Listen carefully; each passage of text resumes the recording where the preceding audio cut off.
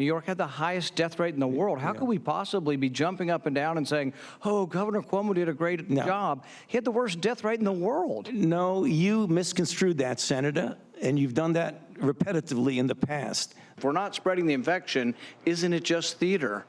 No, it's not. not. The vaccine and you're wearing 2 masks. Isn't that theater? No, that's not. Here we go again with the theater. Dr. Fauci, do you still support funding of the NIH funding of the lab in Wuhan?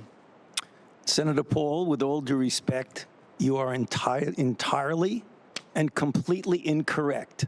I don't favor gain-of-function research in China. You are saying things that are not correct. Oh, man, the sparks fly when Dr. Fauci is interrogated, let's say, by Kentucky Senator Rand Paul, a member of the Senate Education, Health, and Labor Pensions Committee.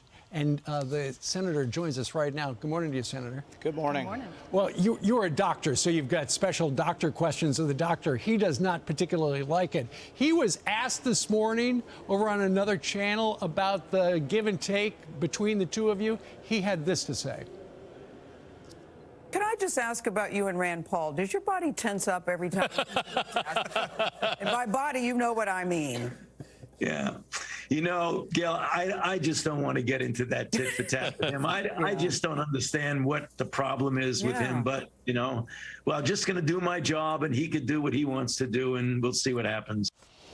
Well, Senator, he says he's just going to do his job. But that seems to be what you've got a problem with, how he's doing his job.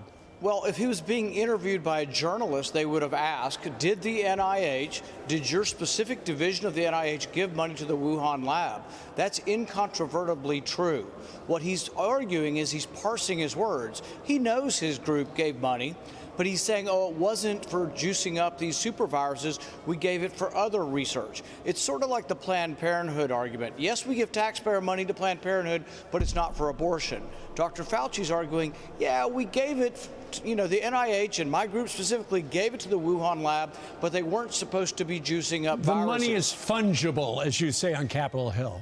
But it's even worse than that. The Dr. Shi, the bat scientist that's the most famous one from the Wuhan Institute, when she published her papers, which scientists across the board are saying are gain of function, they were juicing up viruses, she gave credit to Dr. Fauci. She said the funding came from, we have this in black and white from a peer-reviewed journal, she said the funding came from Dr. Fauci's National Institute AID, NIAID. This is Dr. Fauci's baby for 40 years.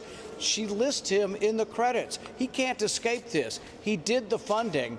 And my other question is, China's a rich country. They're kicking our butt in so many places. Why would we be giving them money for their research? Can't they spend their own money on their own research?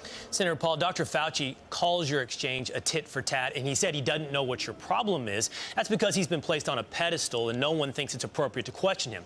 No one, it seems, except for you and a few others. Have you received the answers that you want? We saw in that clip you're asking him about using New York as a model, why you should be masked when you have already received the vaccine, and importantly, what you're talking about this morning, the origins of the coronavirus. He said to you directly, that's not true regarding his support of gain of function, when we know there's an editorial going back to 2011 that he has supported gain of function research. Have you received the answers you're looking for, Senator? No, but we've sent inquiries. There's been freedom of information as well as inquiries from House oversight when it was under Republicans and now from our office, Ron Johnson, others. We're asking specifically for some NIH papers and the conclusions, because in those conclusions, we believe it will be unequivocal from a group of scientists that they will conclude that, yes, the Wuhan Institute was making these super viruses. Now, they're still going to argue they didn't fund it, but this is a really important argument. It's not a partisan argument. So when Dr. Fauci goes on these other channels and they laugh it up and yuck it up, but they never ask him, did you fund the Institute? See, he's trying to evade that he funded it at all. I asked him the general question. I didn't ask him whether he funded gain of function. I said, did the NIH fund the Wuhan lab? And he danced around it and answered a different question.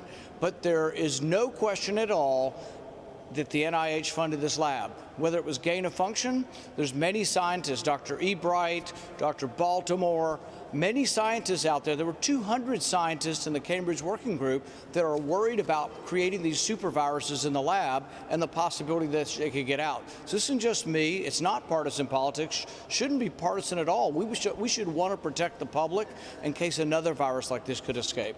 This is so crazy, though, because if this happened because of the NIH funding, and that came from Dr. Fauci, and then this spreads into a global pandemic, and now he's in charge of the response in the United States, the irony of that, what do you make of that?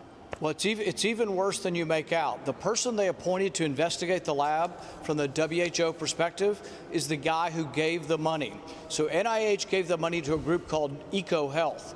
The head of EcoHealth, a guy named Suffolk, they got him to investigate whether Wuhan was doing anything inappropriate in their lab. But if they were, wouldn't he then be culpable? So doesn't he have a self-interest in smoothing things over? I'm not saying he did cover things up, but you wouldn't appoint someone who's in the line of supply chain of giving the money to them, because ultimately here's the rub. I don't know whether it came from the lab. Nobody knows whether it came from the lab, but who would be culpable? Dr. Fauci could be culpable for the entire pandemic. So could Dr. Dzank, and so could Dr. Shi. I'm not saying that happened. I don't know. But you wouldn't put the people who gave the money to the Wuhan lab in charge of the investigation.